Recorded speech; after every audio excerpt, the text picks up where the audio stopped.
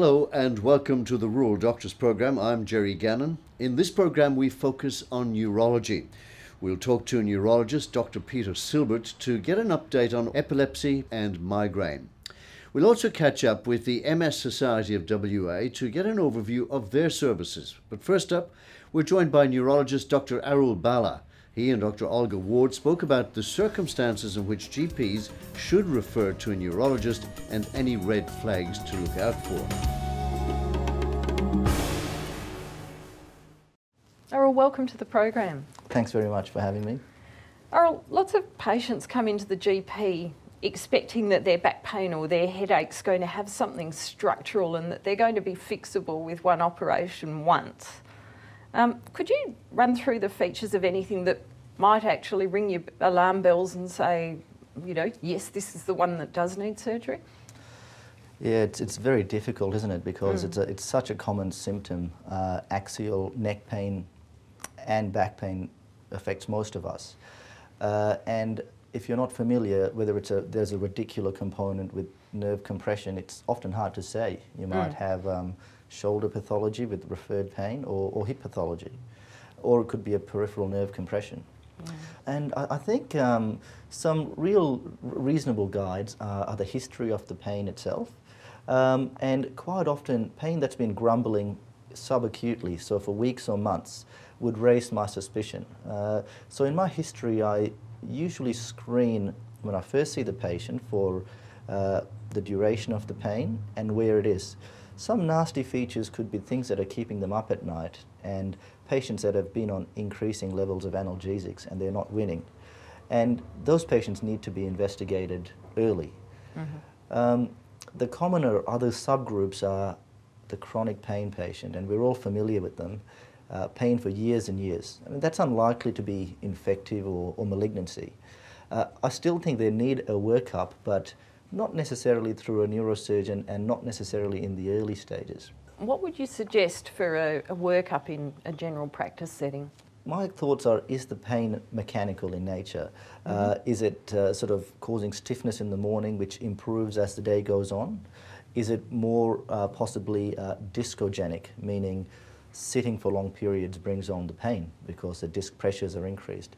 Or is it more facet-ogenic, where flexion and extension can aggravate the pain?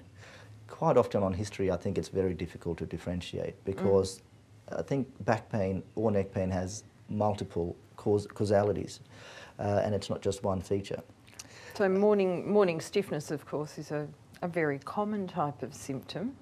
Does that suggest to you something inflammatory, or does that ring a bell for you? Yeah, I think you'd have to consider some of the inflammatory causes like the arthropathies, but simple osteoarthritis of the lumbar spine can cause the same problems. But if the patient's functional as the day goes on and it's simply episodic in the morning, it doesn't really strike major alarm bells in my mind. It's more the constant nagging pain, worse on motion and worse at night, which you're just not winning with simple analgesia. That makes me concerned. And what would that suggest to you? I think you have to exclude malignancy. Now, the majority of malignant spinal conditions are metastases, and usually these patients have got a pre-existing diagnosis of cancer, and they usually come to the emergency department having been through the oncologist. They're usually having chemoradiation for perhaps a lung carcinoma, and they develop neurology, and hence things are identified. To identify a metastasis as a primary presentation to the spine is relatively uncommon. But all those features of constant pain, particularly during the night time, particularly worse with movement, they would worry me. Yeah, so something like a myeloma might pop up, or a plasmacytoma. Yep. Yeah. So when we're doing this workup as a GP, blood tests, ESR, CRP, calciums, I guess? X-rays? Well, this is country GPs, so you know, MRI scans are not on every corner, and CTs are often quite difficult to access. Absolutely. Look, I sort of really spend a lot of time on the history. I try and elicit any kind of social red flags that might be going on, particularly depression, other things like unemployment or social stressors, single parenthood, financial stressors are all major issues. Examination can give away a lot. Definitely percussion of the spine I find helps a lot in terms of localizing disease, and most people with metastatic disease to the spine have got positive percussion test, and you can really localize it that way. So you'll just percuss down the midline, yeah. Mm-hmm.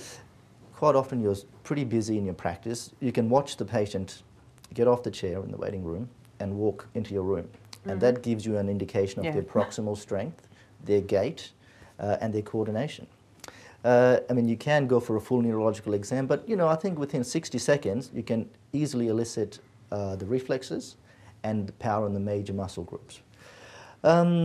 If once having done all this, you're thinking, well, what do I do as a rural GP? Look, obviously as surgeons we love our imaging. That's what we go on, and a CT is very reasonable if it can be acquired locally.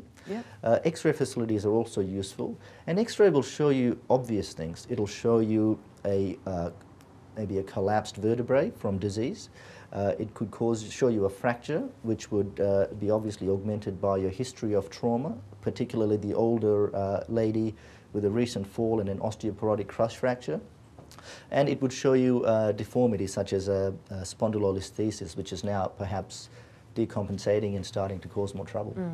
I know when I was a student, people would go, that's a spondylolisthesis, and it was more or less, patient was born with it, patient has to live with it. But I understand that something can be done about this now. The main problem is that a defect in the pars interarticularis, which is basically a bridge of bone on either side that joins the two vertebrae together via the facet joint. This is the one that produces a collar on a Scotty dog on your yes, exactly, because in foraminal X-rays. In fact, yeah, you can almost see that's a transverse process, which is the nose of the Scotty dog, and that's the neck, which becomes deficient. But it causes a forward slip. So in this case, L5 slips forward, and in the process, what happens is it crushes the exiting L5 nerve, or it crushes the traversing S1 nerve, causing the leg pain. And okay, so just show me where the S1 nerve is. in fact, I can even just take that off. Just take them off. You can see the pedicle of S1 is just at that L5 S1 facet joint, and that's the S1 nerve as it runs out the foramina. Okay, so as everything slides forwards, this will be stretched as well as compressed, yeah? Yes, or alternately the L5 nerve in the foramina at L5 S1. So those are two of the possibilities. And that's a good view of the sort of cauda equina area, and while you can get mixed symptoms depending on where the disc is and where it's travelled. If it's an L5 S1 disc which is simply dipped down onto the sacrum, quite often you won't get any leg symptoms. You'll just get sphincter disturbance and saddle anesthesia. And just coming back to the spondylolisthesis, so it can be treated in an open or a minimally invasive fashion, but the main goals are basically to decompress the nerves by either open means or by removing the disc, putting in a cage to distract the 5-1 and causing an indirect decompression, and then achieving a reduction by using pedicle screws and pulling that L5 vertebrae back into position on S1, and long term achieving a fusion by putting bone graft into the disc space, into the facet joint, or into the lateral recesses. Now, Arul, I noticed this patient here also has a disc prolapse. And one of the things that we see quite often when we are trying to work up a patient with back pain is a CT scan showing, multiple levels of disc bulge, which may or may not always correlate with the patient's symptoms. How do we know what's significant? Yeah, so look, first of all, I think there are the kind of textbook patients, they've got that raging S1, L5, L4 radicular pain, which fits your textbook dermatome, and they usually have a big disc on the CT scan. And not uncommonly, I will operate based on a CT, and I don't necessarily always need an MRI scan. But yes, you're talking about that sort of large group of patients where you've got multi-level degenerative change, and they often fixate on the report. Chronic farmer's back. Yeah, and look, that's where we're here to help. We see dozens of these every week, so we can see the patient and marry up the radicular symptoms to the findings on the scan. I mean, the common patterns are single or two-level central canal stenosis, just from thickening of the facet joint, the flavum, and maybe a disc prolapse. Or you get, the sort of single-level disc prolapse, which can be small yet quite painful. And it's really all about marrying the patient's symptoms to the scans. Yeah, I know a lot of patients describe what sounds like real radicular, real neuropathic symptoms. And then you take a picture and the picture doesn't bear it out. And then the patient feels terribly devalidated, if you like. Yeah. Would they be suitable to send to a neurosurgeon for an opinion? Look, absolutely. Once in a while you do get a peripheral nerve entrapment. For example, a lateral femoral cutaneous nerve entrapment, which is at the inguinal ligament, and that can mimic an L3 radiculopathy. Sometimes you can get a neuritis or an inflammation of the common peroneal or the sciatic nerve.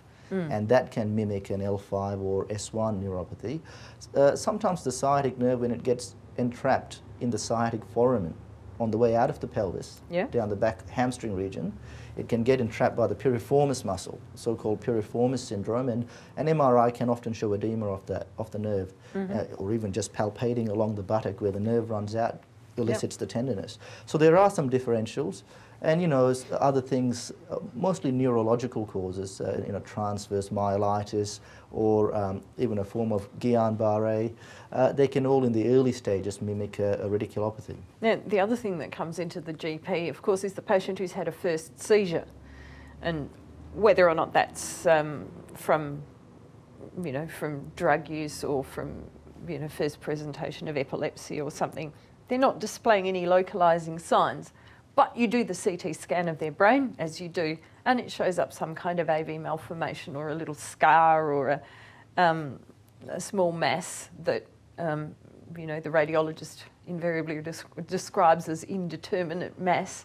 How do we kind of navigate this one as a GP? Look, absolutely, and I think for any first seizure, just ruling out the simple things like an infection or some major electrolyte disturbance or drugs needs to be done, and that can be done in the emergency setting. And look, we see lots of scans with incidental findings, and I think it's really important to see the patient, because as a patient you've got a brain lesion, and that causes all kinds of anxiety, and often they don't respond well to non-neurosurgical staff saying, look, it's okay, it's been there for a long time. They'd want to see a neurosurgeon for it. And I think that's not unreasonable, because a lot of those lesions just need to be monitored long term. Yeah, occasionally, you see a big meningioma that needs an operation in a timely fashion, not right now, and you have that discussion. But the majority of those patients, I actually see them and I actually keep an eye on them even for a year or two. So any incidental brain lesion, absolutely happy to see them and counsel the patient. Yeah, but the primary management of that patient is still going to be managing their epilepsy, their seizures, rather than their incidental mass. Absolutely, and so look, that's the line at least we can take with the patient. I think so, and even if you see some kind of a tumour with some surrounding edema, it doesn't need immediate urgent management. If the patient is well and they don't have raised intracranial pressure, usually what happens is the on-call registrar is contacted and we get the patient into clinic within the week, and we actually quite often organise an MRI scan on the day and see them and sort out what needs to be done. Yeah.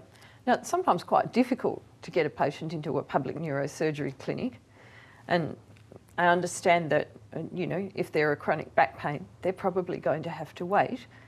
When we want to get something seen urgently because we're concerned about it, patient's got signs of a cauda equina syndrome, or they do have a brain lesion and they've had a fit, how do we go about getting that patient through the system? Primarily the on-call neurosurgery registrar receives these calls, and if you think something is really amiss and not getting followed up, you simply need to call the on-call consultant through the hospital switchboard, and we'll sort it out for you. So certainly for brain So something tumours, urgent, just ring up, write the letter, send the patient at the time that the neurosurgeon suggests. Oh, look, absolutely. And what we routinely do is we give you our direct fax number, which is 9346 3824. And you just fax the department directly, so it doesn't go to the central system.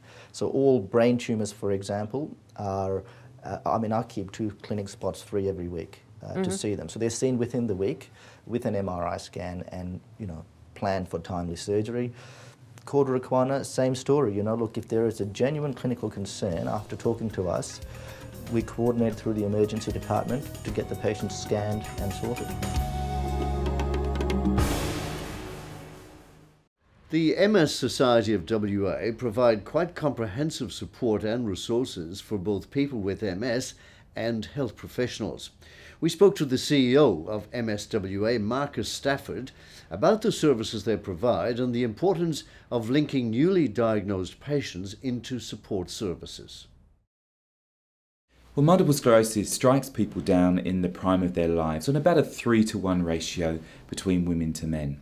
So if you're somebody who's aged between 20 and 40, you're truly in the prime of your life, thinking about starting a family or nurturing a healthy career, and suddenly your diagnosis takes you to a point of despair that you never anticipated within your life.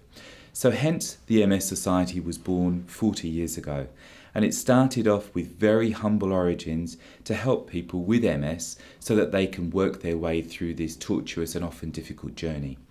The MS Society of Western Australia has really progressed in the last 10 years, and we have over 460 staff helping people with MS throughout our state here in Western Australia.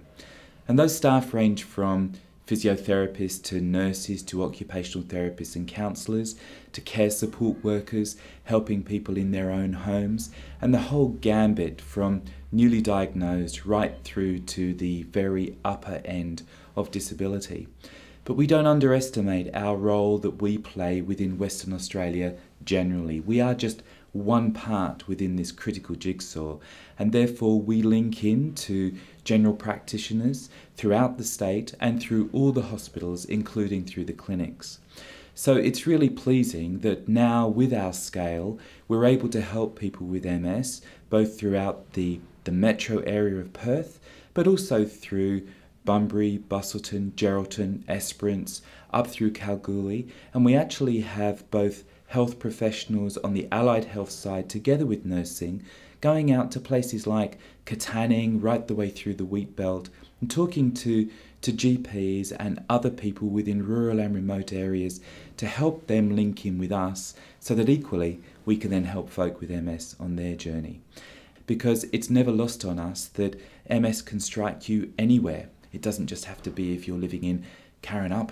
It can get you in Kalgoorlie, Katanning or any of the other rural and remote areas.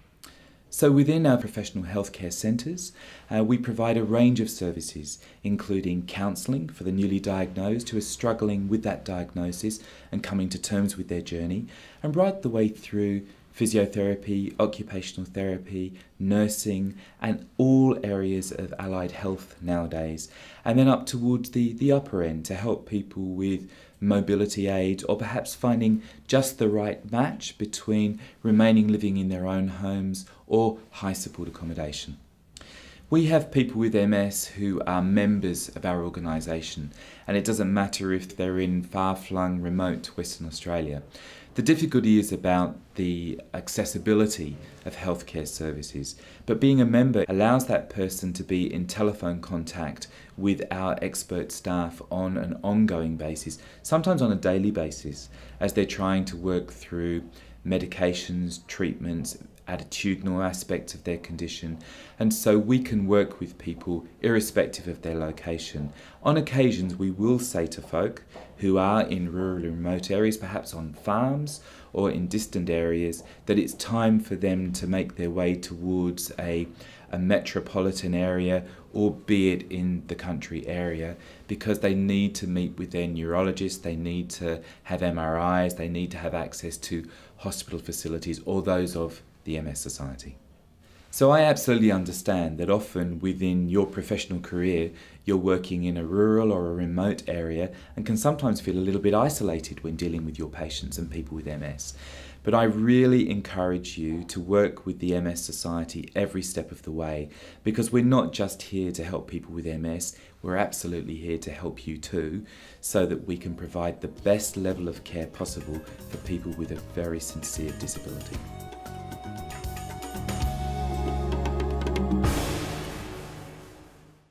The Neurological Council for WA is a peak organisation for people suffering from neurological conditions. Its member organisations include Alzheimer's Australia, Epilepsy WA, Head West, Parkinson's WA and many more. We spoke with them about how they bring together these organisations and the role they play in coordinating services. Ian Passmore is the founder of the Neurological Council.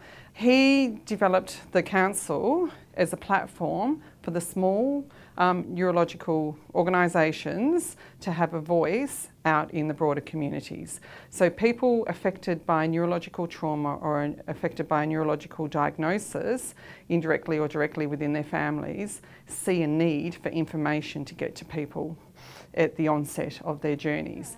Not everybody has a diagnosis, and there's a real need for generic support because they don't fit into any model or any. Some are rare diseases, some are as a result of trauma. So when people come in, we are able to take them to the right service to support their needs. But if there isn't a service for their condition or diagnosis, then we're able to continue to support them. Because what I see often is that two people may go on very similar journeys. Say two people may have a stroke and they go through our tertiary hospital system and they both have very good outcomes supported through their inpatient and outpatient rehabilitation pathways. They go back into community.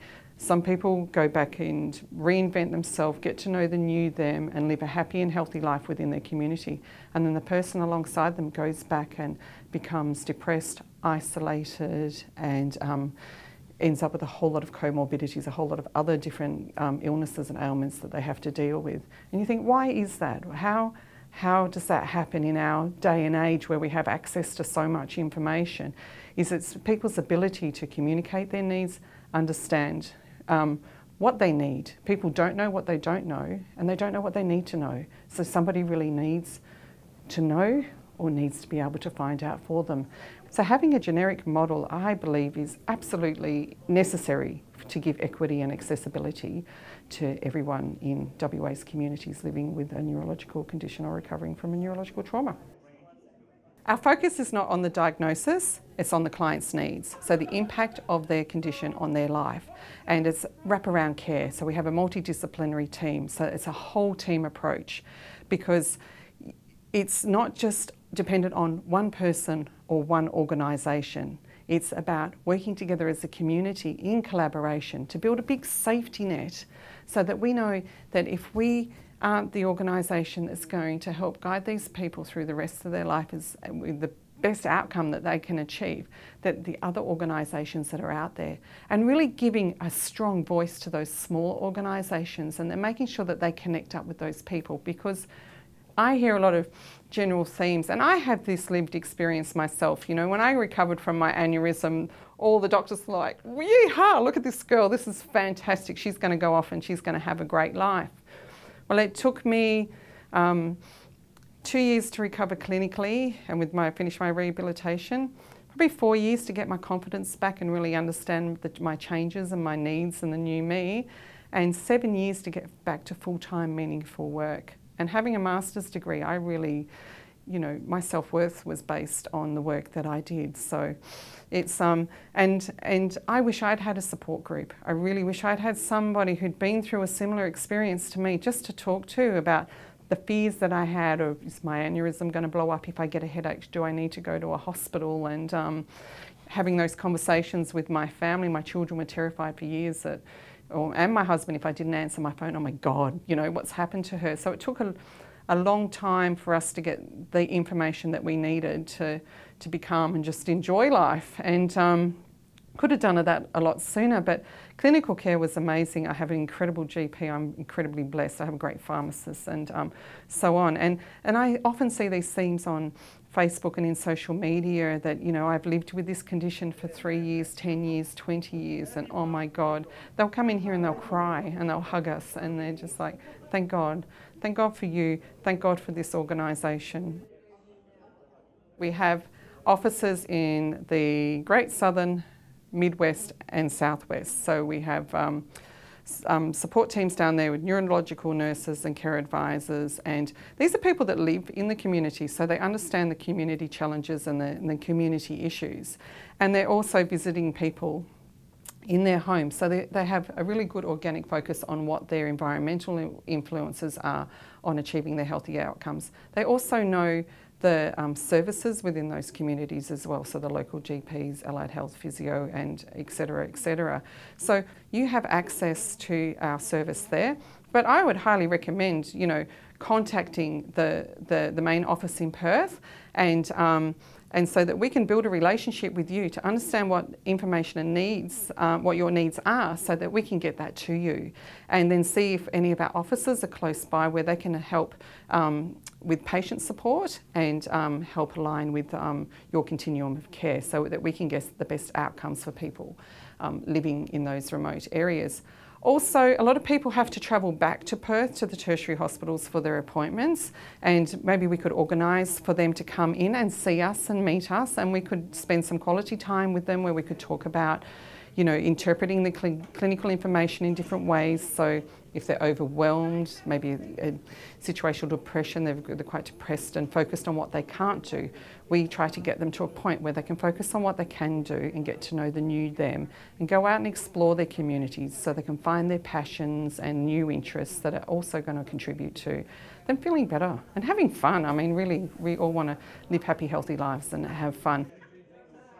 If you have anyone that you may even intuitively or remotely think may have a neurological impact on their behaviour, symptoms, anything, please call us. You know, I absolutely can't say it enough. Call us for anything even remotely slightly neurological.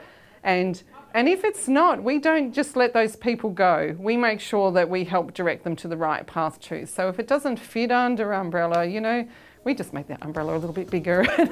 We make sure that we can get them to where they need to go.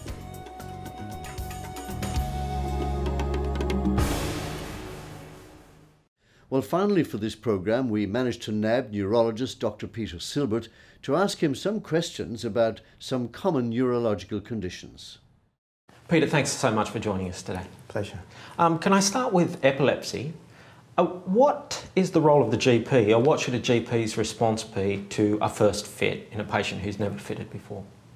The most important thing with a first seizure is to establish that it truly is a first seizure. Mm-hmm.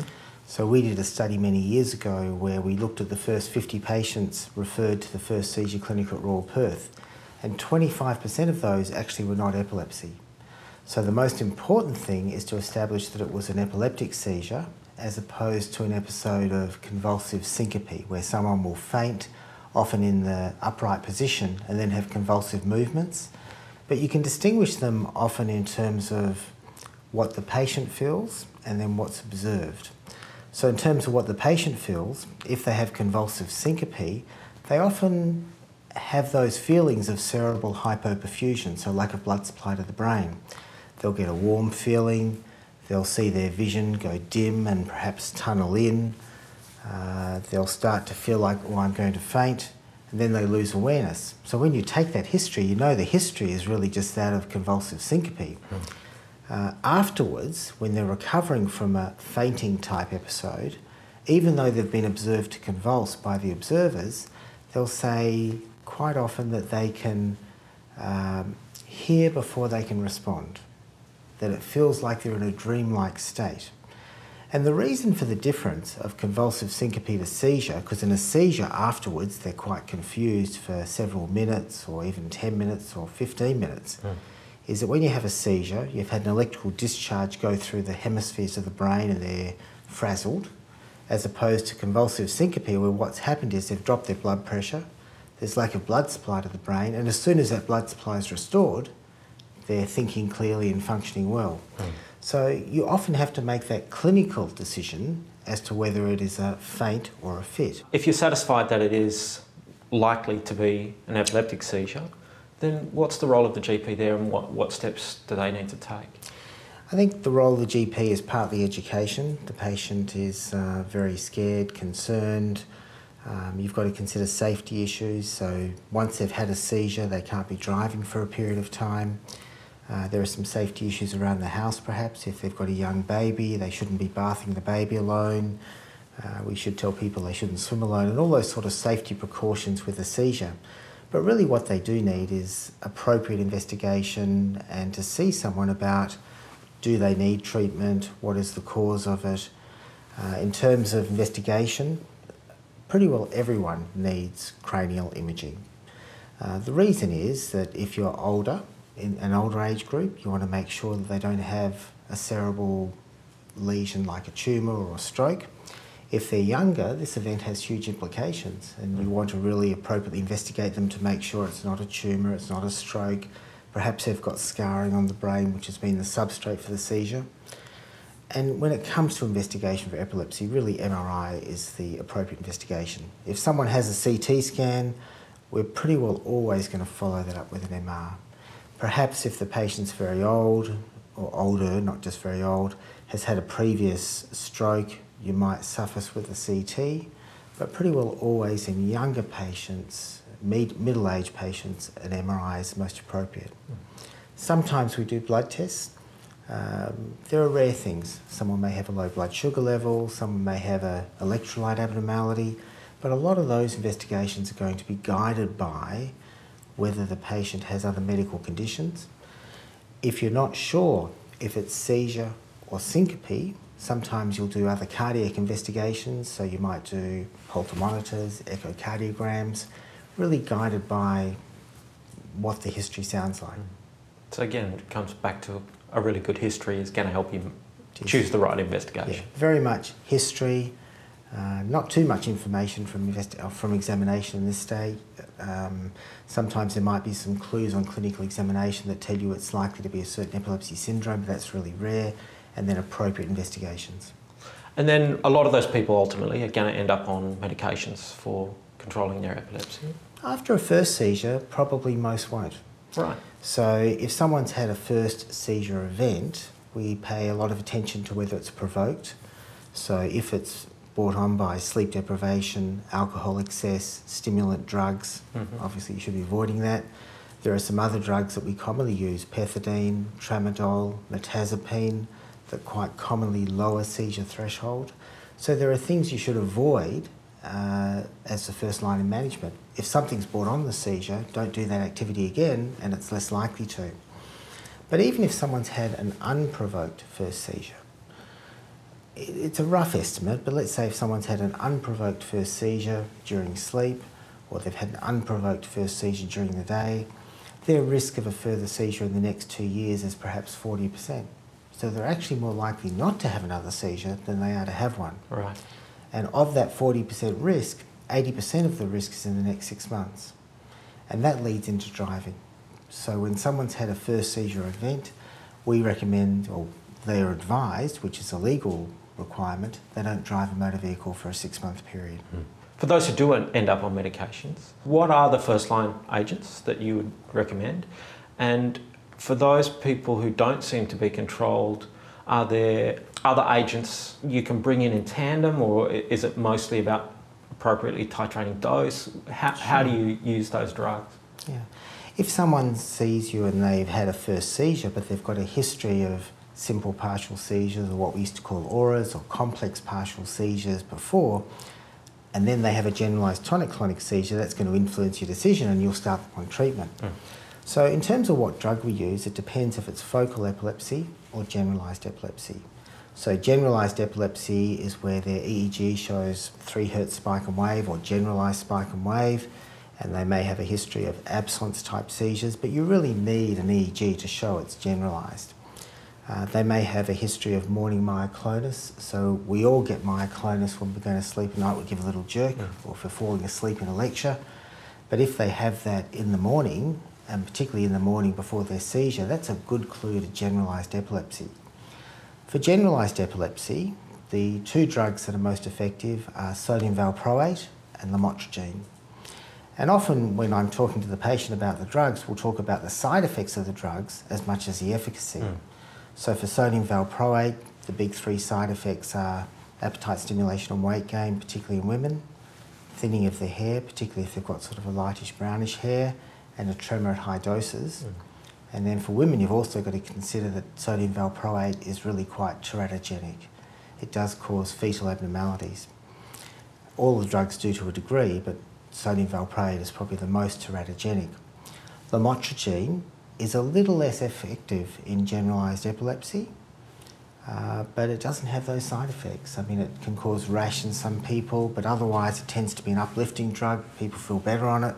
It can cause a tremor, but really not those negative side effects that you can imagine if you were talking to a young woman and said, I'm going to give you a drug which causes appetite stimulation, weight gain, and some thinning of the hair, tremor, and it's teratogenic. They're not going to be too keen. Absolutely. So you're going to guide the drug to the patient.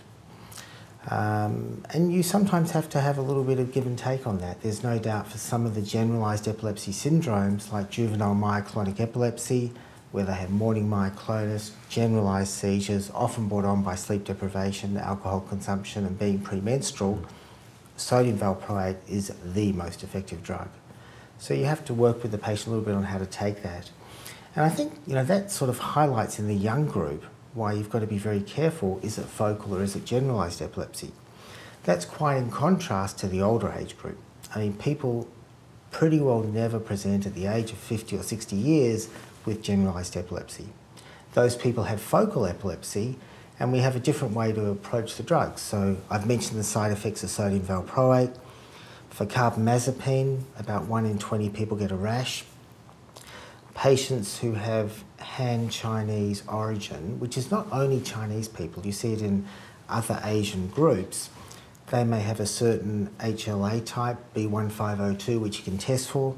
If they've got that, they're 50 times more likely to get Stevens-Johnson syndrome, which is the bad rash with Tegretol. So in people who have that Asian background, we're likely to test for that before using Tegretol, and that reduces the risk of a rash. But Tegretol can also cause the low sodium. It can cause abnormalities of the blood count, liver abnormalities, and probably a little bit more memory problems in older people if they're a bit prone to it. So that might influence us in an older person with focal epilepsy to choose sodium valproate as opposed to carbamazepine. And then there are some newer drugs. I mentioned lamotrigine for generalised epilepsy. There's levetiracetam, which is Keppra, is the original pharmaceutical drug. And that's a very effective drug. It doesn't tend to affect your liver function, but about 1 in 20 people get depressed, 1 in 10 people get low mood, irritability, but an easy drug to use. So we tend to choose a drug around the patient, and there's 5, 10 other drugs that we sometimes use. For the referring doctor, sometimes they're faced with the dilemma, should they start treatment before the person sees the specialist, particularly if there's a bit of a wait.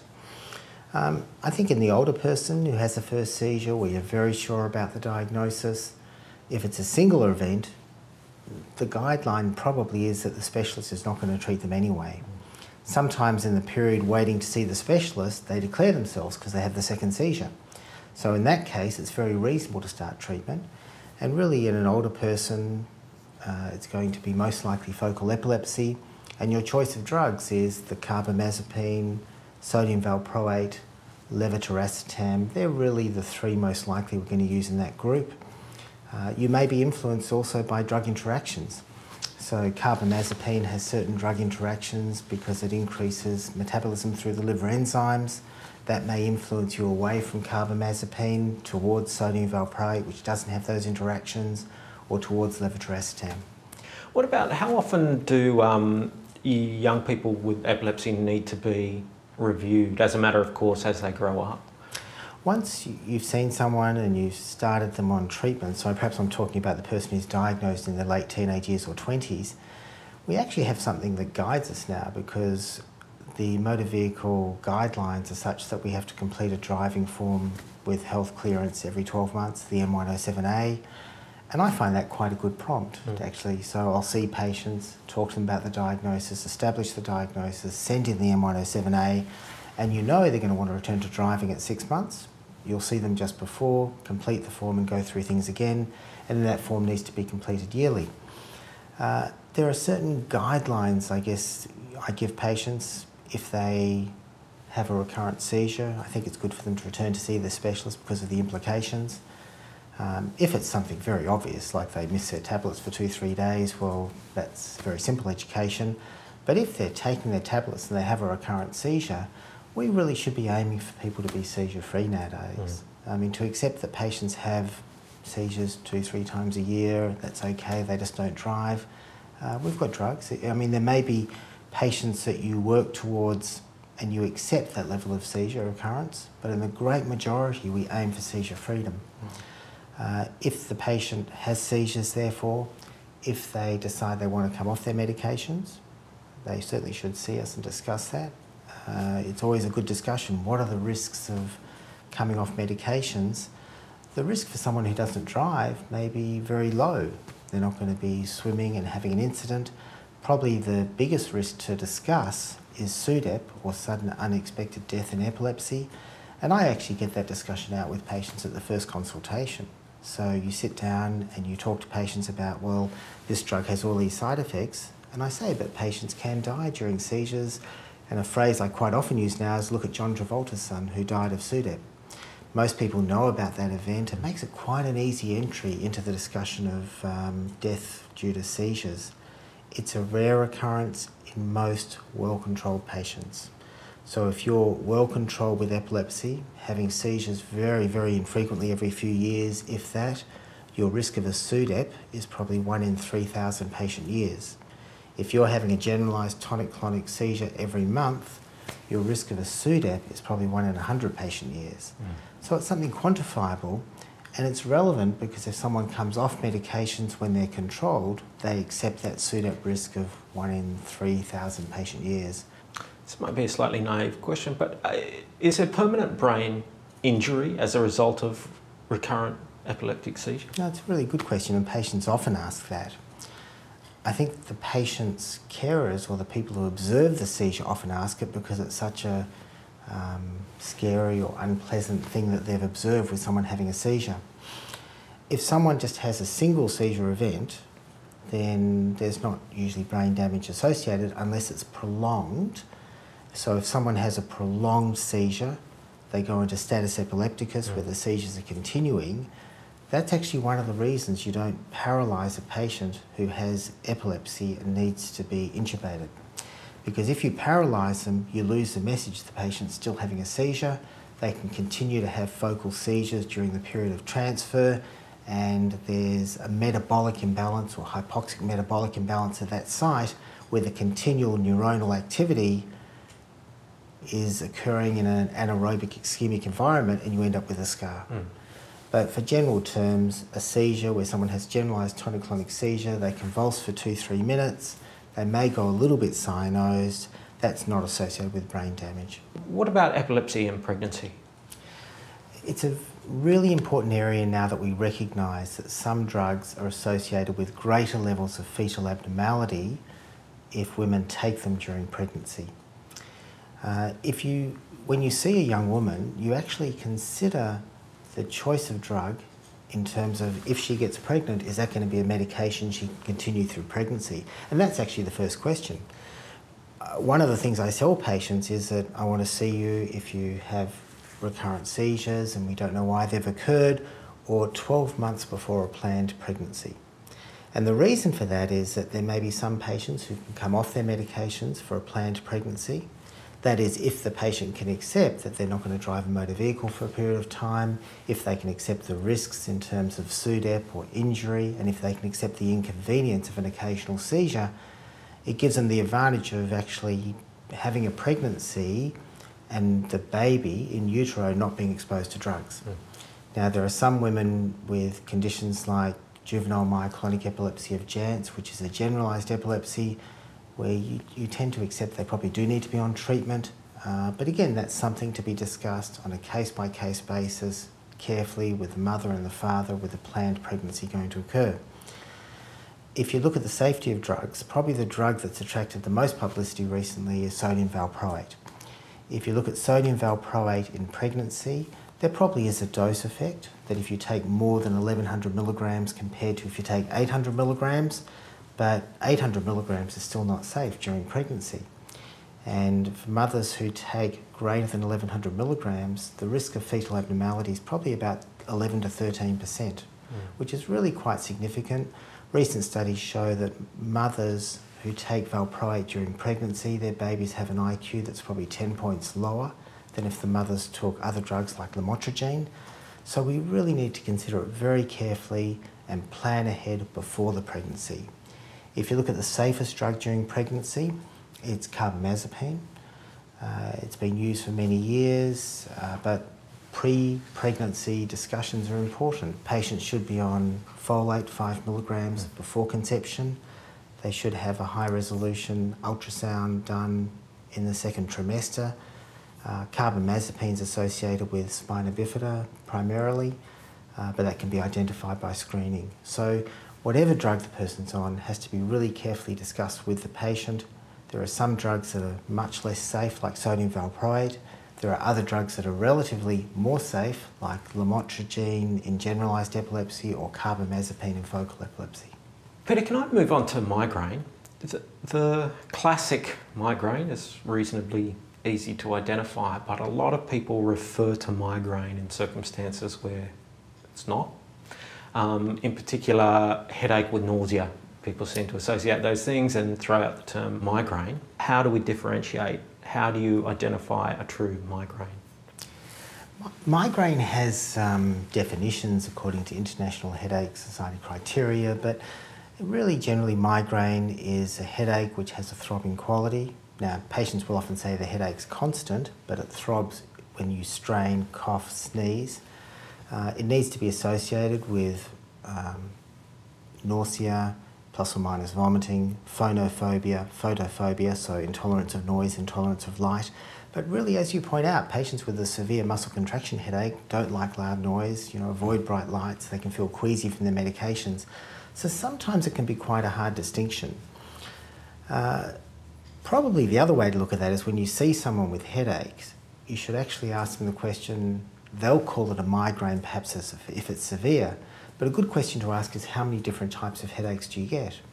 So patients can often identify they get their migraine headaches with criteria that we just went through. They may get muscle contraction headaches or tension headaches, which are the bifrontal constant pressure ache towards the end of the day when you've been concentrating, when you haven't eaten, been out in the sun all day. But then quite often that muscle contraction headache merges into a migraine headache in people who are prone to migraine. There may be other headaches, cervicogenic headaches, where they get a stiffness in the upper neck and it gives them that ache over the occiput which may radiate forward to the frontal region. But in migrainous patients, cervicogenic headaches often lead into migraine headaches as well. So it's never pure. It's quite often not a pure headache, particularly in people who are prone to migraine. For people who are prone to migraine, really there's two paths you can go down. It's to treat each episode of migraine or to try and actually prevent migraine. What's your advice as to which is the best option for which patient? I think you move to prophylactic therapy when the headaches have significant morbidity. So a good example of that is if the patient's wiped out for 2, 3, 4 days with each of their migraines, or if they're having them frequently and they can't manage them well acutely. So when it comes to treating migraine, firstly you want to look at the non-pharmacological things before you look at the pharmacological treatments. And you've got to give patients some sort of guidance on that. Patients can often make their life a misery. They read that red wine or alcohol does it and certain foods do it, and you find the patient comes to see you, they're not drinking any alcohol because it might give them a migraine, they're not having chocolate and citrus fruits and cheeses, and they've made this total exclusion diet. But in fact, if you look at alcohol, very often it's more red wine than white wine. You know, beer's fine, white wine's fine, it's the red wine if you don't let it breathe in particular. With the foods, yes, dark cooking chocolate does it, but milk chocolate's fine and white chocolate's fine. And if citrus fruits don't do it, then enjoy your citrus fruits. But patients will often get a migraine, be so distressed by it, they'll say, what did I just eat? That must have caused it. Whereas it needs to be that consistent pattern. Probably one of the biggest factors for migraine in particular is sleep. And I think increasingly we recognise that sleep quality is very important. If you take patients who have poor quality sleep, inadequate sleep, even sleep apnea, they get a lot more migraines. So patients with sleep apnea often get more migraines on awakening because they've worked so hard with their sleep apnea overnight and their hypoxia. So you want to look at all of those non-pharmacological factors. One other one to mention is bright lights. So most migraineurs need to be very careful with bright lights, sunlight, they should be wearing sunglasses. But then again, maybe they can manage the bright lights with their sunglasses provided they're not sleep deprived and they've eaten regularly. Yeah. So patients have to look at those lifestyle factors. They really shouldn't be burning the candle at both ends. Migraineurs don't do that very well, particularly if they miss meals, particularly if it's out in the hot sunlight. And then once you've dealt with those precipitant factors, you can look at the acute treatment. With acute treatment, the most important thing with migraine is early treatment. And that actually comes back to what causes migraine. Migraine relates to the trigeminovascular theory of migraine. Trigemino for the trigeminal nerve, vascular for the arteries it supplies. And it's actually neurogenic, which is sterile, inflammation of those small arteries that causes the throbbing headache. The aura is actually due to neuronal shutdown, which is probably centrally mediated, but that explains the numbness, the difficulty speaking, the heaviness in the arm, and all of the aura features. But the reason it's important to mention the word inflammation is that you need to treat migraine early with anti-inflammatory based medications. So the best first-line therapy is aspirin. So whatever dose, there's various doses we hear people given, but I usually suggest 300 milligrams or 2 of the 500 milligram soluble aspirins, or there's a chewable aspirin and Dispirin Direct, and that's a good first-line therapy for the migraine. Sometimes while you're thinking, is this going to be a muscle headache or is this going to be a migraine headache, aspirin's not going to do any harm. Yep. If they feel queasy or nauseated, it's actually quite important to give them some metoclopramide because the nausea is due to inhibition of gastric emptying, and therefore they may not absorb the medications you give them. And then once they've had that aspirin plus or minus metoclopramide, to follow that with a triptan. Sumatriptan was the first drug of choice, or first drug available. There's zolmitriptan, which tends to have a quicker onset but a shorter duration of action. There's naratriptan, which tends to be a slower onset of action but a longer duration of action. And there are different methods of delivery. There's a sumatriptan nasal spray if they've got a lot of nausea and gastroparesis. There's rizatriptan, which can be given sublingually and dissolves readily. Elatriptan is one of the newer, more potent triptans that is available. And whichever triptan works is what you want the patient to take. Some patients can take different triptans with different side effects, but you work out which triptan's best for the individual patient. There used to be treatments like actual IV infusion, and is there a place for that still? Yeah, with the intravenous infusion, I mean, that often comes up in the emergency departments. I think when patients present to the emergency department, there are two ways to look at it. You sometimes see patients who are a bit in extremis, they've missed the boat, the migraine's been going for 24, 36 hours, they're dehydrated, and you just want to retrieve the situation. And in that situation, intravenous fluids to rehydrate are very good. Sometimes you can give them intravenous Maxilon followed by 1,000 milligrams of aspirin, and that can be very effective. I think the attractive thing about that is it's an educational thing. It tells the patient, don't let yourself get so dehydrated. You should be taking Maxilon for your nausea, and you should be taking aspirin as a good anti-inflammatory. If the patient is past that stage of responding readily to the simple aspirin and metoclopramide, then you've got a couple of other options. You can still give a triptan, but it's surprising how many emergency departments don't stock the triptans, I guess on a cost basis. But again, it's a good educational process. And then you have the situation that patients have gone from their migraine to transformed migraine. And that's a really common scenario where patients miss the boat in treating their acute migraine. They battle through it during the day. They have poor quality sleep because they can't sleep because they've got a migraine, and they've still got a migraine the second day or the third day when the patient presents to the emergency department. In that situation, you do want to rehydrate them. Chlorpromazine is often used in an emergency department situation, and sometimes even orally as an outpatient.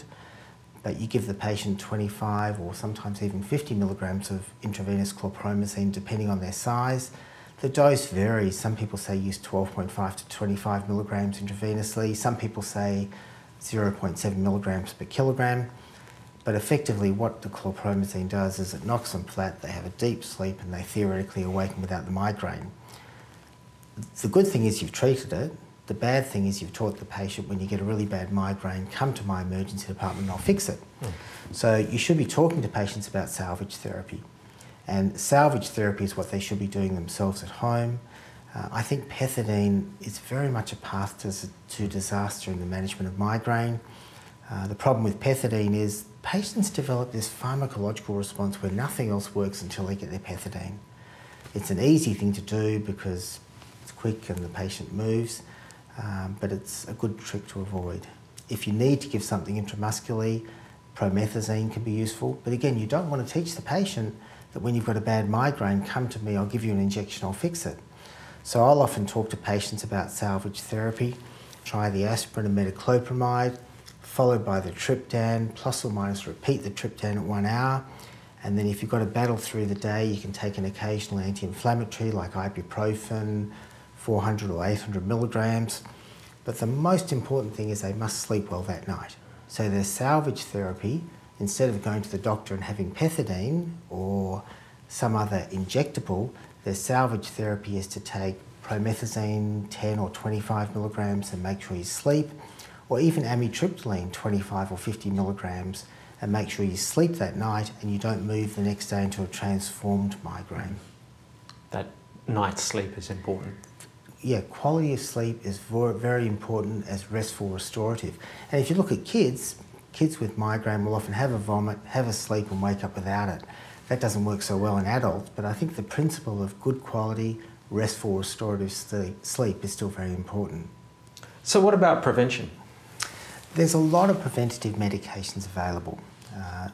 Non-pharmacological, as we talked about, is always important, those lifestyle things, and in particular the burning the candle at both ends.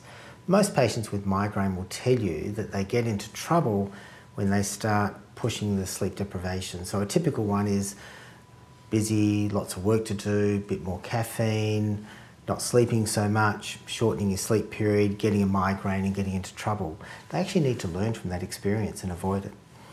Caffeine itself used to be one of the treatments added to acute therapy, so it's very effective, but too much caffeine, particularly if you're pushing it to the stage of managing with less sleep, is starting to burn the candle at both ends and get into trouble. In terms of the preventatives, you can sort of divide them up into different groups. I mean, beta blockers are very useful. Traditionally, that's been propranolol because it has better blood-brain barrier penetration. I quite often use metoprolol because it still has a fairly good central effect, tends to cause a few less nightmares, tends to be less of a problem if people have got virus-induced wheezing asthma. So propranolol or metoprolol can be used. That's in the beta blocker class. Anti-epileptics are commonly used. Topiramate can be very effective. Sodium valproate in some people if you are careful with the side effects of weight gain and appetite stimulation and it being teratogenic. There are drugs that act through 5-hydroxytryptamine and the migraine class of drugs, which are things like Sandomigrine or Pizotifin is the drug company name for it. Main problem with that is it's an appetite stimulant. Most young women who take Sandomigrine will gain 2 to 5 kilograms a year. Cyproheptadine is often used in kids, but again, potent appetite stimulant. You can often use some of the tricyclics, so nortriptyline or amitriptyline can be very effective, or dithiapine, which is prothionin. But again, all of those drugs, which are more migraine-like drugs, the sandomigrine, cyproheptadine, methysergide, and even some of the tricyclics have hypothalamic effects. And that's probably why they cause a bit of appetite stimulation. There are some natural things you can use. You can put people on oral magnesium. You can use feverfew, which is a herb. People have used riboflavin or vitamin B2 in high dose. It's really trial and error and working your way through those different prophylactic medications, choosing your prophylactic drug according to the side effect profile. So if someone's a little overweight or very concerned about their weight, they're probably not going to be keen to take sandomigrine, sodium valproate, but they might be more inclined to take topiramate, which tends to be weight neutral or even facilitate weight loss. I still think that it's really important that patients address the non-pharmacological issues that can cause migraine and that they have a good, effective acute treatment. Because if they don't treat their migraines effectively, then they're going to be primed for the next one. And again, all of those things interact with each other. It may well be that an agent that isn't seeming to have a reasonable effect with better sleep or a bit more careful planning or management of their life may well do the trick. Absolutely. And if they're going to be continuing to be sleep deprived, hypercaffeinated, miss meals, out in the sun without the sunglasses, you can give many prophylactic and it won't work.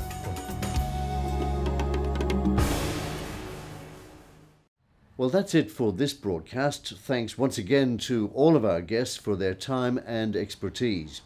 If you'd like to review this program or any of the others, you can visit our website, ruralhealthwest.com.au, and watch shows going back to 2010. We'll be back on the 5th of August with a program that looks at pediatrics, disability and support, and we look forward to your company then. For now, I'm Jerry Gannon. Thanks for joining us.